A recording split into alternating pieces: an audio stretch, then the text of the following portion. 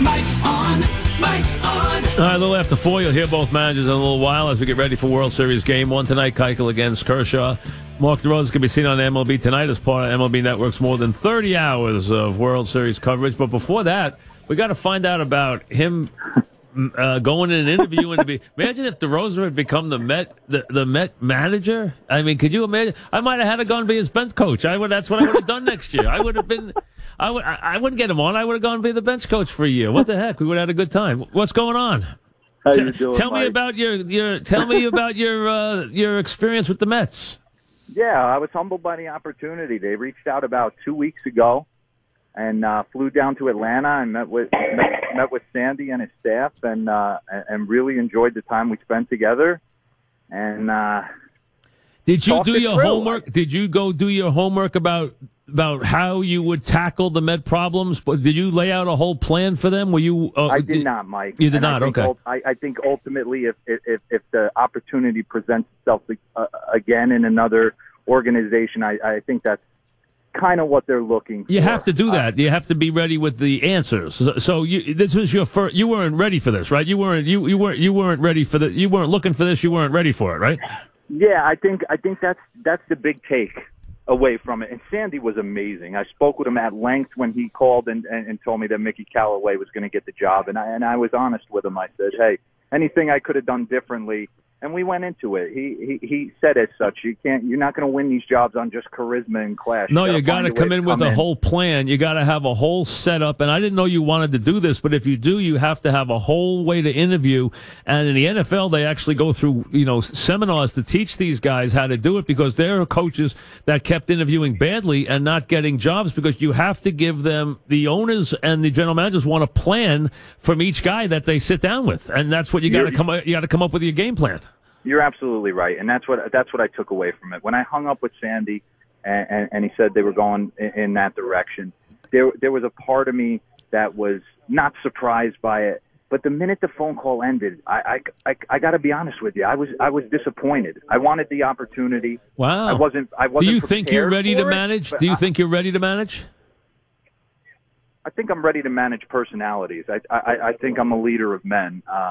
As far as sitting down nuts and bolts with the sabermetrics and the X's and O's and everything that goes into it, that stuff I'm going to have to learn. Gotcha. I obviously have no experience as far as being in the coaching world, but played for some great managers. But the thing, when I hung up the phone, I said to myself, okay, you need to have a come to Jesus, because if this is something you truly want, Yep. you got to attack it a lot differently. You do. Well, yes, and you have to think about maybe putting a uniform on as a coach somewhere and going through that, or just... And presenting a plan. Yeah, and presenting a plan, no question. You obviously have the personality and the experience for it. So you learned something from it. And Absolutely. Now, were you surprised by Callaway knowing what what they were looking for? Tell me what you thought they were looking for. I thought they were looking for somebody who was a leader. I think they were looking for a collaborative type effort. I think the sabermetrics is something that I don't think it's an overriding thing, but I think they definitely want to integrate it on a much bigger level. So I felt they wanted to create a team with the manager and try and figure out a way to make a run. And I think Mickey gives them that. With the pitching experience, what he's been able to do in Cleveland for the last 5 years, learning under the tutelage of Terry Francona. So I'm not shocked he's the guy. Do you know him? I do not know him. Okay. I've only heard glowing things, though. We're talking about Mark DeRosa. All right, let me get to one thing before we get to the World Series. So, and we were all shocked and wow, we were like, wow, when we heard you were the guy who got interviewed for the job. We were wow. So let me get to a couple things here. Number one, you're very close to Holiday. How upset was he? Was he? I'm sure he's disappointed. Was he crushed that the Yankees never gave him a shot to get into the mix?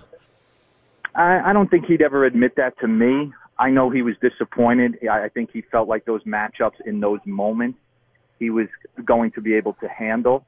I also think Chase Headley put together a heck of He nice did late. string of ABs. He did late, especially late. He got hot. He got really hot. But they went 0 for 20 first before anybody got hot. Yeah. So I was wondering if he felt.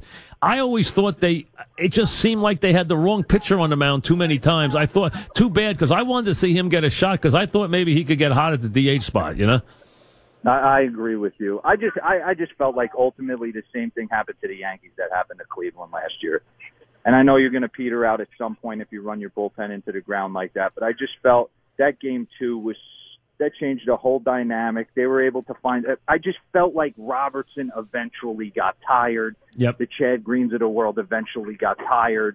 They were right there, though, man. They became such a scary team down the stretch, and obviously you look forward to what they're going to become. And Verlander, and I got to give you credit. We're talking Mark DeRosa. You opened the series.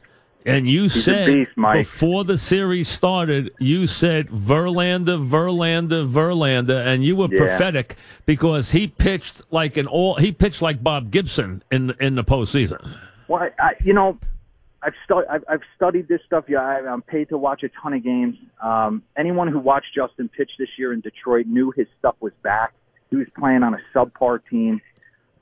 His velocity went down a couple years ago because he had that core muscle surgery, and I really felt like if he could regain the velocity, he was going to dominate. You regain the confidence, and just knowing Justin, spending time with him, he knows he's good. He knows what the team needs. He knows that they rely on him. He wants the moment. Yeah, I thought it was a must-get. It changed the whole dynamic of the Houston Astros team. Oh, without him, they don't win because, let's be honest, their bullpen's terrible. I mean, their bullpen, hey, look for them. When their closer doesn't even get on the field in Game 7, they let the starting pitcher go the last 4 innings. I understand he's dealing, and I understand he's throwing nothing but curveballs, but still, I mean, their bullpen showed me nothing in that series. Absolutely nothing. Well, they're not going to win the World Series if they're only going to rely on 4 or 5 guys to try and get them there. They can't expect everybody to be perfect and bridge the gap. A guy like McCullers is not going to bounce back, so you're not going to see him in the pen. He's going to start either Game 3 or 4. So somebody, a Davinsky, a Joe Musgrove, somebody in that bullpen is going to have some big moments in this World Series. And the Dodgers have the bullpen. We know that. Oh, my. All right, let's start with the Dodgers. Them offensively, who's the key guy other than Turner? We all know about Turner. We know Turner well. We know what Turner is. He's Mr. Clutch. We know him. Other than Turner, who's the guy in that lineup that you have to watch in the big spot, that you can't pitch to in the big spot? Well, see, the thing is, I think outside of Turner, Seager, we watched him go through a sim game last night. He looks like he's fine, right? So those are your 2 best hitters. For me, it's got to be more of the same with this team. A guy like Chris Taylor, who had a monster NLCS, a guy like Yasiel Puig. There's no one. They do it by passing the baton. That mentality of next guy's going to have a good AB and it's going to stack on top of each other. So after Justin Turner, I mean, Puig has been a monster. Yeah, he's played team. well. He's played well. They moved him into the 4-hole. Can you trust the fact that he's going to continue to hit? He's got. I would say him, but I'm not letting Turner beat me in any form or fashion. I'll take my chances with the rest of the lineup. We're talking with Mark DeRosa, and what we saw, what we got. Which one of the guys who didn't hit, and what we got on Houston. Mike Stanton told us Gurriel was the toughest guy to get in a big spot. Proved to be right. Correa is he's pure gold. He's a great player. And we saw what Altuve can do. If you show Altuve a fastball, you're out of your mind. I mean, in the zone. If you give Judge or Altuve a fastball in the zone, you're out of your mind. I mean, either one of them. I would bounce the ball on first pitch to Altuve. He's going to swing anyway. I mean, just bounce it up there. I mean, but if you show him a fastball, forget it. The rest of those guys in the lineup didn't hit, though. Which one do you think comes out of it? Springer, Reddick, Gonzalez? That's the one. Which one comes out of it? That's the one.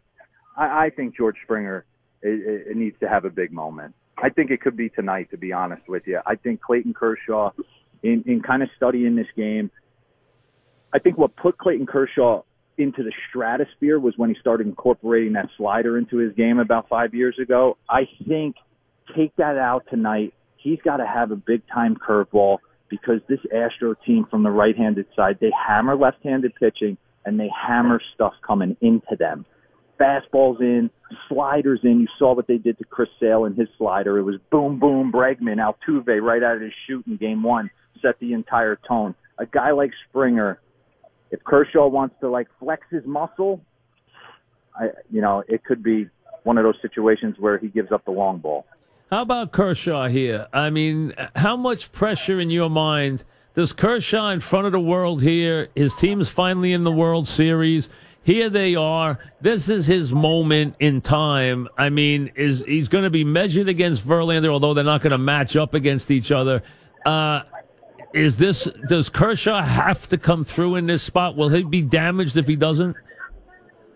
Yeah, I think he's got to pitch well, but I don't think he enters this World Series with the weight of the world on his shoulders. Like in previous postseasons, I felt like it was him and Jansen, and he's got to go 7 2/3, and then you hand it to Jansen for 4 outs. I don't think that's the case. I think this bullpen and the way Dave Roberts has deployed it has given him, like, hey, I can empty the bucket for 5, 6 innings and see where my pitch count is at.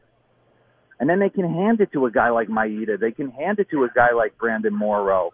They have so many weapons that I think it kind of takes pressure off him. I was just on with Dog, and we were talking. He thinks he's got to have a signature moment still. I agree with him. I agree with Doggy. I think, you know what? I think he's been that big. I think he doesn't have to do it again after this year.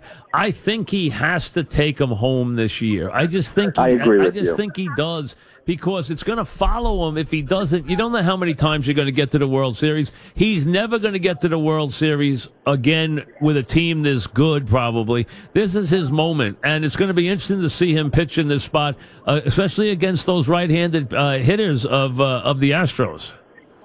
Mike, I agree with you. He's got to have a big moment for them to win this game. They cannot lose tonight.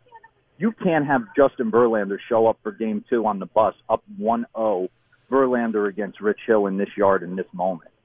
I think this is a must-win for Kershaw, and I'm going to be completely honest with you. It is electric hot out right now. Yeah, I mean, is that going to – will that – listen, Kershaw lives there. He's been there all the time. Will that affect him or not really? He says it won't, but there's going to be ammonia rags going crazy. It's actually that hot out there, huh? It's like 90-something degrees or something? It's over 100 degrees right now. That's what's going on? I mean, it's over. I don't understand it. Really? It'll cool off around 5 o'clock, hopefully by game time, but it is nitro hot right now. Is there any 98 at game time? I've just been told. 98. I mean, that's unbelievable. It's over. Mark was 98 at game time for the Dodgers. That is unbelievable. I mean, that's. I mean, I don't even know what to say about that. 98 degrees. Is there any? I haven't sensed that. Maybe because we're here, and New York was so intense behind the Yankees and so wired, and New York was wired like it hadn't been for a long time for this team. So I think it's hard to get off the mat and be ready for Game 1. Do you sense any real intensity? Is there going to be a real intensity in L.A., or is it going to be ho-hum? No, I sense a real intensity. I think L.A. kind of knows the team's – the vibe I get from the Dodgers is they know this is their golden opportunity. They know they've had a monumental season. Everything has kind of broken their way except for a little 1-in-16 stretch where everything plummeted off a cliff for a second.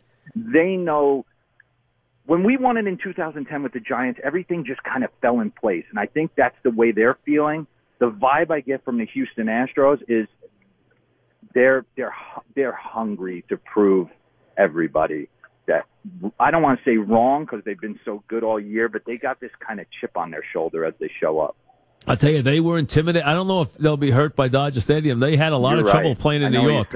Well, they did. By Game 5, they were banging their heads on the dugout. They were going back moaning. They had enough in New York after 3 days. That's the reason when Sandy Alderson called, I'm like, I know it's not Yankee Stadium, but, man, New York's a different animal. And, when that stuff is offered, or at least the opportunity, I jumped at the chance. Oh, absolutely. That's a great deal. I mean, that would be fun to manage, I'm sure. Have you ever thought, before they called, have you ever given that a thought before?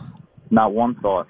Not one thought. Wow, never. Not one thought. Well, you got to get your plan together now. Now that you're in the loop, that's it. You got to get your plan ready. I mean, you got to be ready next time. Can you throw BP? I probably could, yeah, I tell you. But really, that'd be good. I tell you, I never thought of you as a manager. You'd be a good manager.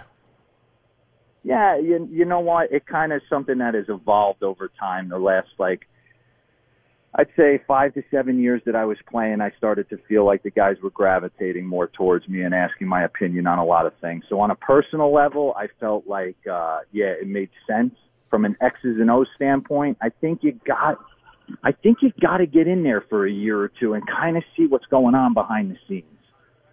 Well, I think every team and every organization is different too. The Met organization is a little weird. I mean, that's not an easy one to navigate. So we'll see how Mickey Crowley does. We haven't seen much of his. Mickey Callaway does. We haven't seen much of his staff yet. Although I think the only one who stayed was Glenn Sherlock. I think was the only one. That's what the Mets told me yesterday. Sherlock was the only one they were guaranteeing was staying so far, as the staff goes. And I believe the manager should hit. I used to fight with the Omar Minaya about this. He's like, the organization has to have input into the coaches. I'm like, no. The coach has got to be the domain of the manager. He can't have guys he thinks are spies in there or guys who are tied to the organization. Exactly. So I think you got to always pick your own coaches. Otherwise, how do you trust those guys?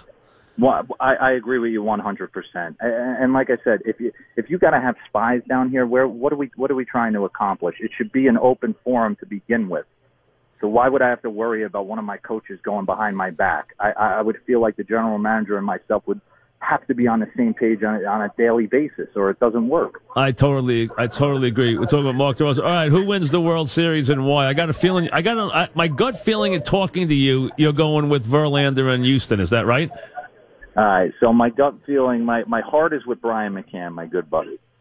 And he came up big. He came on. What a play he made at the plate. Struggling. What a play at the plate. And then he looked so bad in New York. And I love McCann because he came on the show all the time. He's a great guy. And then he got 2 big hits. His the big hit in Game 6, that was an enormous hit. And then he got a backbreaker in Game 7. He got 2 big hits. He really did. And the thing I love about Brian is never once, and we talk on a nightly basis, never once was it personal about, hey, we beat the Yankees, or I had that moment against the Yankees. It didn't matter. He had nothing but respect for them. The thing I found funny, because him and Gardner were super tight when he played in New York. Right. He said Gardner walked by him before Game 1, and they kind of just looked at each other and nodded and didn't speak the entire series. Kind of like, hey, I love you, you love me, but this is personal. How good is that? That's old school. I like that. That's great. Well, I love Gardy. That's it. I like that. That's it. You can talk after the series. How good was that play at the plate he made? I mean, that was how he kept the tag down and didn't let the ball get out of his glove was unbelievable. That was a great tag. He played a timely series. He caught his tush off, and he had some big knocks. He did. All right, so who wins the series? All right, so on opening day of my show, MLB Central, I picked the Dodgers. So I'm staying with them. Oh, so Dodgers. You're staying with – has Verlander changed your mind? Like, are you worried that Verlander is going to turn this upside down? I just feel like it's the Dodgers' time. I just feel that way. I think Astros are going to give them all they can handle. I'm interested to see how A.J. Hinch manages. I know he managed in Arizona, and he's done a little bit of National League managing, and the numbers will be put in front of him. But you know the bullets start flying in the National League, double switches and bullpen moves and everything that goes into it. Who's going to pinch hit, who's not. I'm interested to see how he plays these games. I have to tell you this. I don't know A.J. Hinch from a hole in the wall. He did not impress me in that series. Did not.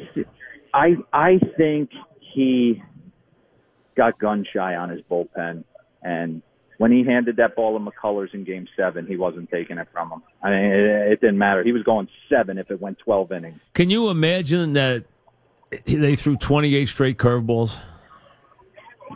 I talked to McCann after the game. I said, how many fastballs did you put down that he shook to? He said 3. He said that's his bread and butter. He feels confident that he could throw it for a strike when he wants to and bury it when he wants to. He goes, no one hits it. Guys hit like 120 off it, so he's going to keep going. Should they have laid off more? Is that what you took from that? The Yankees should have just laid off it more? Easier said than done. Obviously, it's a wicked pitch. They weren't picking it up. I mean, to make those hitters, those guys were so good all year. I mean, hats off, honestly, to the Yankees. Sanchez, Judge, Didi, what they got coming, what they're building, they're going to be scary. No question. But so you don't look at it that they should have had better technique against McCullers. Well, I thought they should have found a way to get to Morton. I mean, what a big moment for him to step up. Hey, Morton was great. He pitched well. He even had a good fastball that night. He pitched really well in that game. He really did. CC grinded. Yeah, he gave you everything he had. I mean, listen, the Yankees had a good run. They really did. That was a home. You know what that was? That was a home series where the difference was the extra game and Verlander. That was the difference. It goes to show you how important home field advantage is. It is, and Verlander. As a player, you don't even concern yourself with it. I actually at times liked being on the road. I liked sleeping in a hotel away from all the chaos of being home and family and tickets and everything involved.